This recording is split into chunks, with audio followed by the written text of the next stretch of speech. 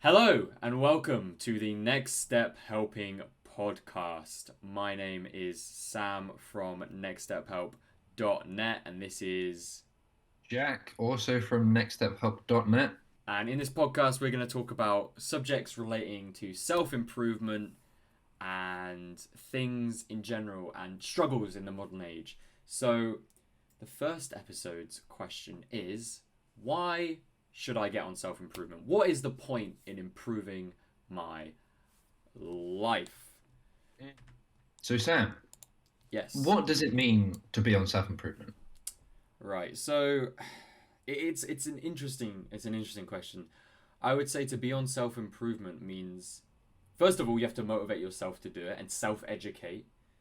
So whether that be YouTube or reading books, and it has to come from you. Whereas like if you're at school or like your parents want you to do something, that's not self-improvement, that's doing it for someone else. It's improving yourself because of yourself. So, for example, if you wanted to study loads to improve your grade, that would be studying improvement. If you wanted to study more to improve your own cognitive ability and make you a more effective thinker, communicator, more fun to talk to, more interesting, that would be self improvement because you're improving yourself for yourself.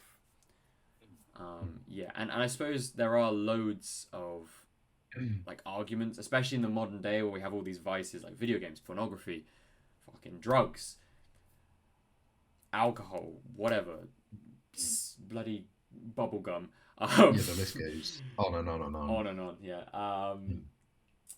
There are a lot of people who are kind of who don't think that improving is worth it because there are so many easier options in life than doing what we do, like getting up at 5 o'clock in the morning and going for a run in the freezing cold and having cold showers for apparently no reason, right? So these arguments would be stuff like, what's the point? That's really hard. Why put in the effort when I can just feel comfortable? So how would you, like, my question to you is, how would you refute these arguments? For me, and I think this comes into my motivation for why I'm on self-improvement, it's to look at my life and think, if I was on my deathbed, would I have been happy with the life that I've lived? How, like, on either of the two routes. So the one route on the bottom is, doing the easy thing, watching porn, eating junk food, playing video games all the time. Mm-hmm. And the other one is the path of self-improvement. And if I think of myself on my deathbed, on the bottom path of the not self-improvement, I honestly think I would have wasted my life. I would have got none of the results that I wanted to get. I'd have a terrible body. I'd probably die, 20 years earlier than if I went on the self-improvement journey. And if I was to think of my deathbed on the self-improvement journey, I think I'd be happy with what I've done and the progress that I've made and where I'm at. Of course, I still wouldn't be where I want to be, but I'd be a heck of a lot closer than had I been on eating junk food, relapsing, all that sort of stuff. And this can relate, I won't talk too much, but it can relate as your motivation for doing self-improvement. So if you think about how crap this one could be, it can intrinsically motivate you to just stay as far away as you can. And what would you say to people who say like, "Well, I don't care about my deathbed," who don't have that sense of like, not the sense, but the foresight to see how delaying gratification can be useful? Say you say that to someone and they're like, "I don't care about my deathbed." What would you say Yeah. to that? It's hard because fundamentally you can't push someone into doing something they don't want to do. Mm, Everything needs to come from their own person. And yeah. I mean, you can only really guide through examples. And if you go and chat to an old person, there's so much wisdom, and they're always talking about the things they wish they would have done. Mm, They don't really spend time thinking, oh, I'm really grateful that I spent, 20 years smoking weed and not doing anything with my life. yeah. They'll think of the positive impact. I set up a business with my mate. We went, and volunteered in Africa and helped build schools. It's stuff like that. And I think everyone on this, like, listening to this podcast is in such a great place. Mm. So currently, you've skipped the bit of like, what's the point? What's the point? Well, some people are still probably listening to that for this reason, Yeah. but it's so impressive and respectable to already be at a point where you want to improve. You don't want to sit down, wait. You know, life will pass you by. That's a fact. Time goes on. Mm. There's nothing you can do to stop that. So would you rather wait and see what happens, or would you go after what you want? Would you use your time effectively to productively get the results that you want and believe you can get? Okay. So overall, do you think self-improvement is worth it? 100%, 100%. For me, I I don't think I could. I'd just be so resentful for wasting the opportunity that I had. Mm. And I think this comes back to lying on my deathbed. Would I be happy wasting my life? And I say no. And there are people who, maybe, well, they think that they'd be happy sat there.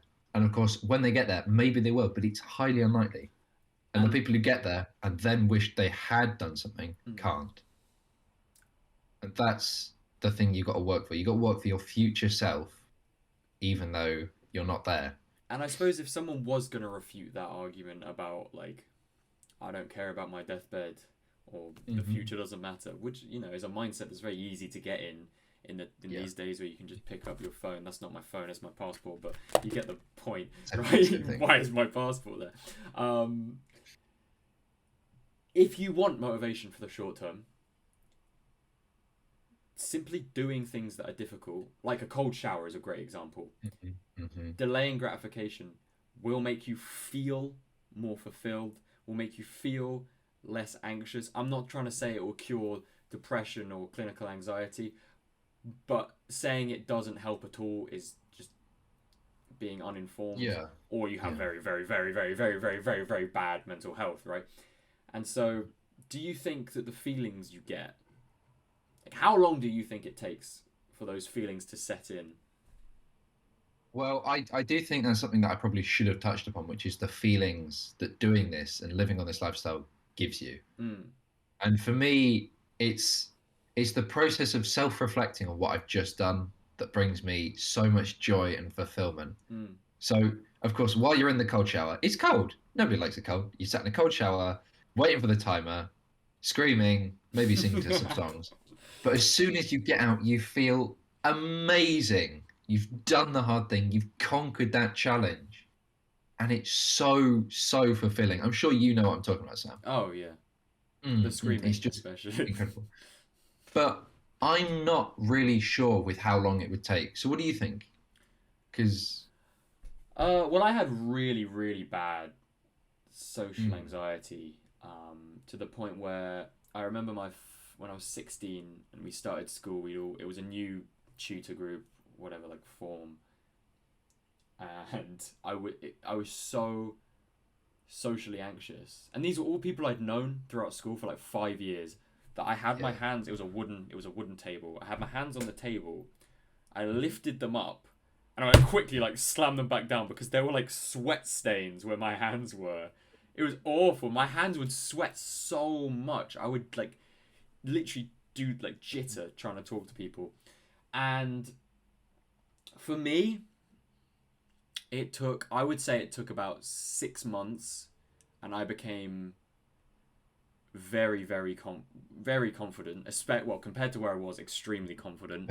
I would say above average confidence, right? Like I would talk to people a lot more. I genuinely be interested in their lives and what they were doing, and I wouldn't feel kind of jittery or that hollow feeling. I can imagine it now. Just thinking about it makes you feel like and so yeah, it took me about 6 months, but it could take from probably like 3 to 12, maybe 18. The point is consistency. That is what will make you feel better, right? And there's definitely a caveat with that. So, building on the cold shower example, if you start having cold showers every day for a minute, it will feel really good after you've done it for a certain period of time, and then you get used to doing a cold shower for a minute. So at that point, you either need to change it slightly, make it slightly harder, so you bring back those feelings of hell yeah, I'm doing this. This is great. Yeah. So maybe a minute 30, maybe even colder if you can have a cold shower. You need to you need to make it so the act of going outside your comfort zone is Mhm, comfortable. mhm.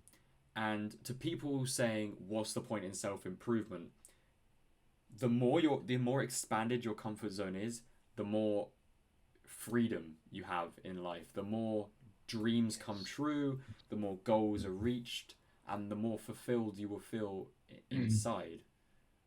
100%. There's a good quote from a TED talk from Tim Ferriss, who talks about one of his mentors. And his mentor said, easy choices, hard life, and Mm. hard choices, easy life. Mm. And when it's really that simple, which it is, I think what's the people Yeah. want to do. Mm. How So would Sam, you ooh, respond to the claim that you have all these people who are on self improvement and that kind of story that we've all been told about the billionaire who's unfulfilled and, you know, depressed while having everything? How would you respond to that kind of question? well, for me, I don't think that is self improvement. Yes, the grind for getting the money Mm. is enjoyable. So you're working, you're building a business, you're doing something you enjoy, and that you're improving your skills in that domain. But once you achieve the goal, you're then set back at the start. And yes, you've got all this stuff, but then you need another journey to improve on. So the billionaire can then go out and learn social skills or, Mm. do another business. Well, probably not another business, given he's a billionaire, but something else to improve. And Yeah. it's at that point, it's the lack of stagnation. There's always a goal. There's always something you got to drive for. Mm. And just because he's a billionaire doesn't really mean anything. It's like, oh, someone else could be in a similar situation. Not that they're a billionaire, but that they've got this thing. And from there, they then need to grow to improve and to keep, going on and on and on. Yeah. So it's that idea that if you're not progressing towards something, you're regressing. Yeah. James Clear in his book Atomic Habits builds this really well. So he talks that every day, like Sam said, every day you're not improving, you're regressing. Mm. So if you do a 1% improvement every day, over a year, you'll become 37% better.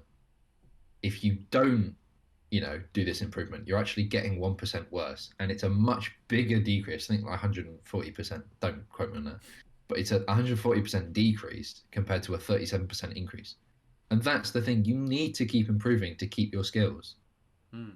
And like, even if it's just like practicing them, quote unquote, isn't improving, it still is because you're still maintaining them and building them slowly and slowly through the repetitions.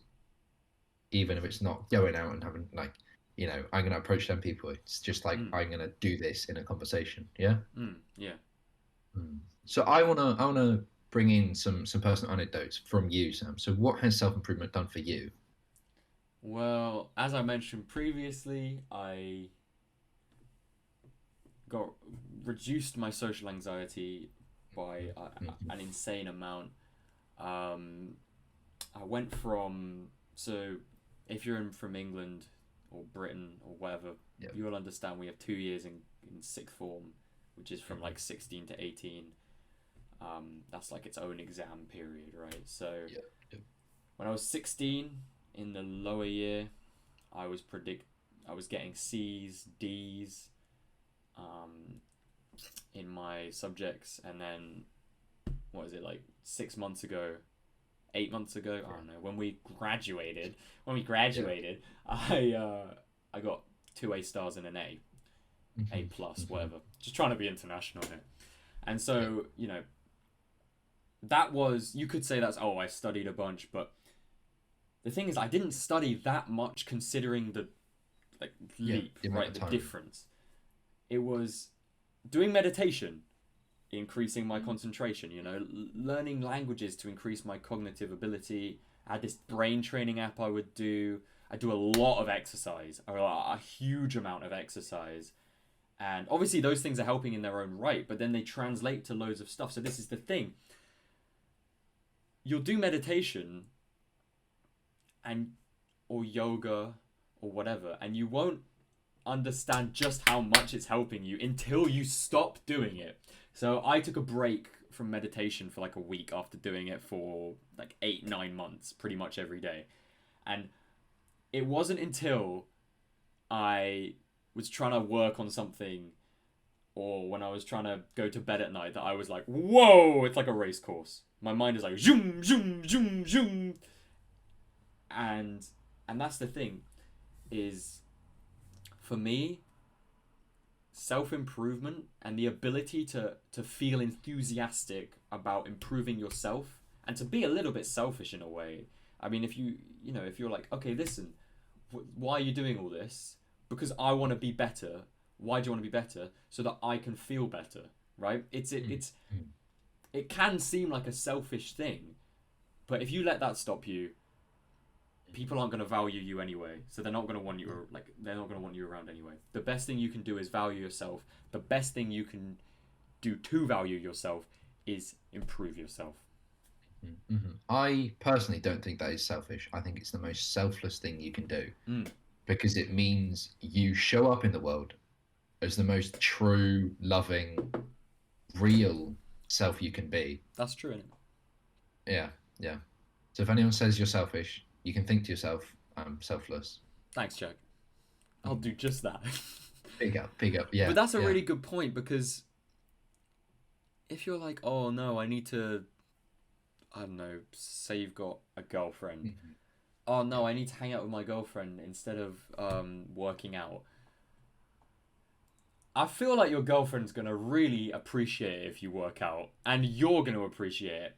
So that's it kind of appealing to that very, I am a man, I want women to like me mentality, which isn't a bad mentality to have. It's a great grounding for self-improvement, to be honest. Good. 100%.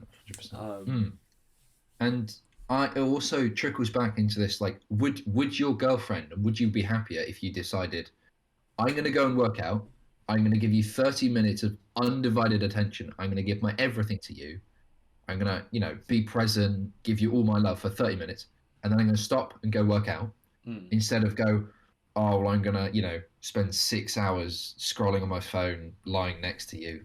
It's just not really the same. There you go. Yeah. And Sam, yeah, what?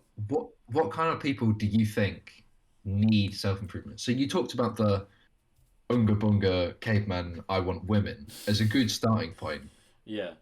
How does that relate broader into the sort of type of people who need self-improvement? I would say that everybody being on self-improvement would be a good thing, first of all.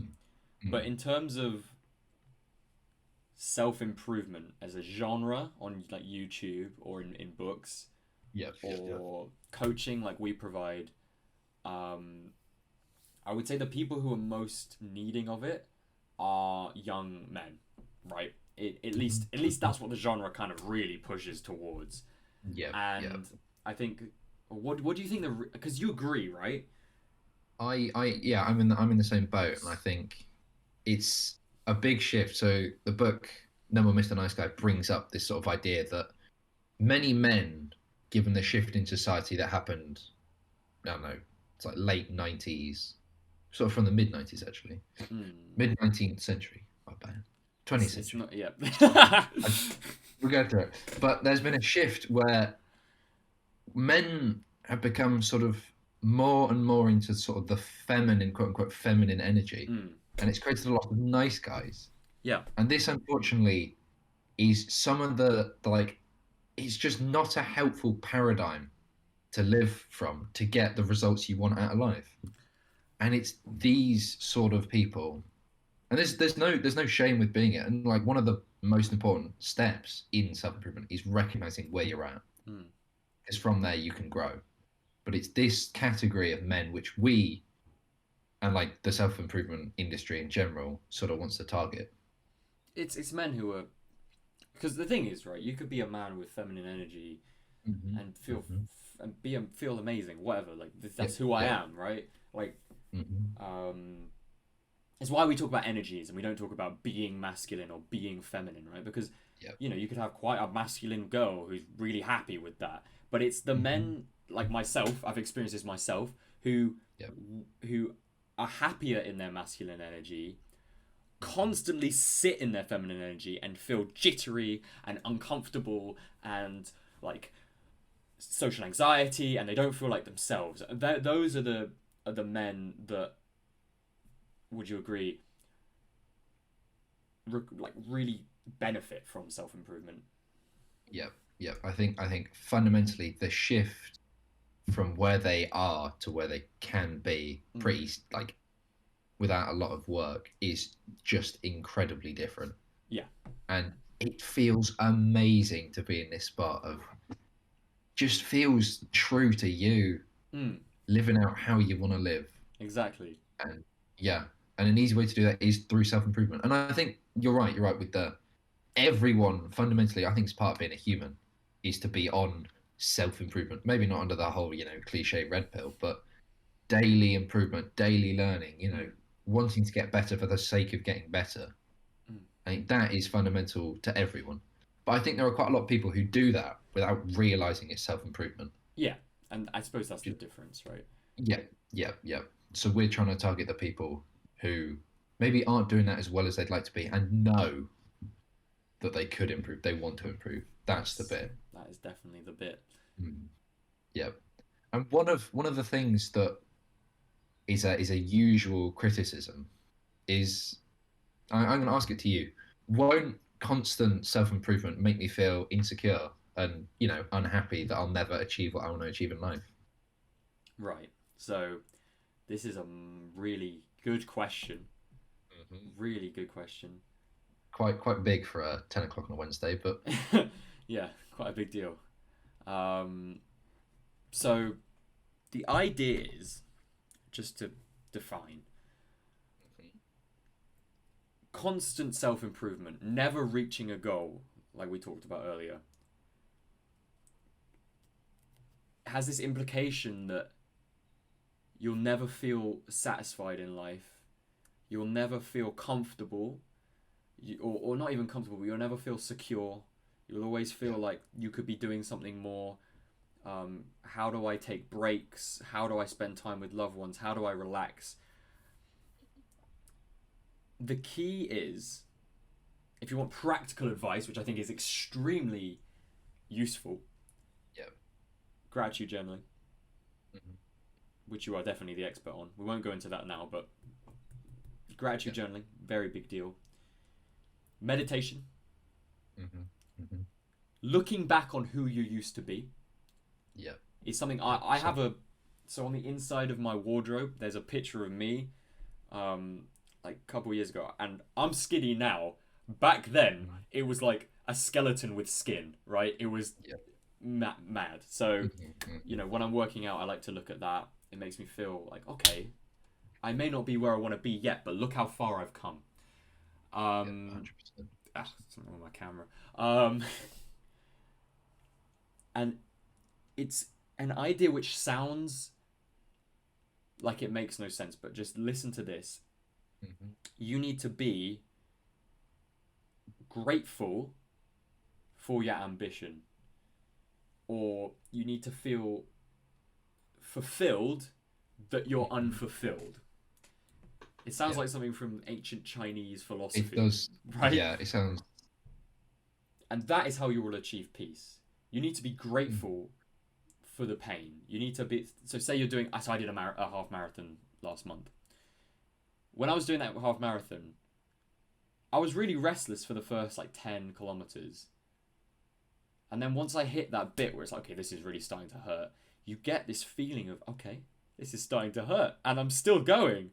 I'm still going. Hmm. And then Hmm. afterwards, that fulfillment was there. But I'm like, okay, now I'm going to do a full marathon. And so it's definitely a tricky question. Yes. Yes. But I would say that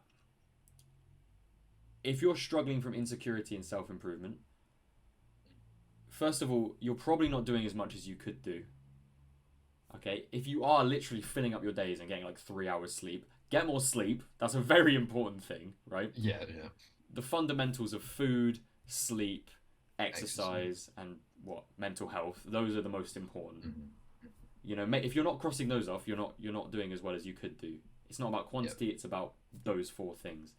I mean, do you have anything to add or any I concerns? I just want to really hit home the idea of being grateful for your ambition. Mm. So you need to be happy with where you are. Mm-hmm. Fundamentally, you need to be grateful. So through the gratitude journaling, through the mindfulness, from the meditation, you need to be happy from like where you are. But in this where you are, you've got ambition, and this is the bit which I'm talking about. So you're happy that you want to grow. You're happy that you want to improve. That you want to keep going. It's this idea, which is the bit. Do you know what I mean, Sam? Yeah, it is Yeah. that. So it's not that I'm happy I'm here. Brilliant. Stop. Completed self improvement. It's the happy I'm here and I've got somewhere to go for and I'm Yes. gonna go. It's Yeah. that improvement. And it's such honestly, looking back on so Sam and I have these, chats pretty often. Maybe well, we've only just started with the podcast. But we've come so far and I'm so happy and grateful to have someone on this journey with me to Mm. share these amazing influences. And it nearly makes me tear up just thinking about it. It's so profound and impactful. Well, that's wonderful. Yeah. I think we're going to call it there. So, in conclusion, Hmm. the question was, why should I improve? What is the point? Going against common arguments like, what's the effort? Why is it worth it? What's the effort? Oh, I don't care about what I'm going to think on my deathbed. I don't care about my future self. I don't care about delayed gratification. I can't think 2 days in the future. Bit facetious, my apologies. But the answers, Jack, what are they? Mm. The answers to why should you improve is fundamentally because you need to. In that sort of, Mm. you are being selfish through not expressing your whole self. It's just some sort of thing in me wants to show itself fully.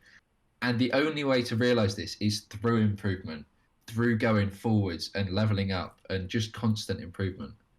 And thinking about it from your future self, would you be happy with where you are if you continued on the life you lived? And if no, you've got to change it. You don't want to disappoint future you. Mm. If you feel shit now, then think about how extra shit you're going to feel later on in life if you don't improve. Yeah. Do you want to add anything, Sam? Just remember, you will feel better quite quickly in the grand scheme of things. So if you can't visualize future you, who is the best person to be accountable for is future you. You don't need to be scared of your teacher or your boss. You need to be scared of you in the future. Okay? Especially if you are improving, because they're probably going to be some big ass, really strong, disciplined guy who's going to beat the shit out of you if you don't do what you're meant to do. Yes. Remember that self-improvement is not something you should feel makes you insecure. You should be grateful from where you've come. Don't be afraid to take breaks. But my only thing with taking breaks is if you're going to take breaks, we'll probably do a whole podcast on this or at least a video, is it's important. Schedule your breaks in the future. Don't take a break because you feel like you can't do something or you feel like you don't want to do something. That's not a reason to take a break. Be like every Saturday I'm going to take a day off. Okay, schedule it in and make sure that is a good break so you look forward to it. Right. Thank you everybody for listening to the first episode of the Next Step Helping podcast. My name is Sam. I've been Jack. And check out our website nextstephelp.net for affordable coaching if you enjoyed the podcast. See you around. See you next time. Came in at 20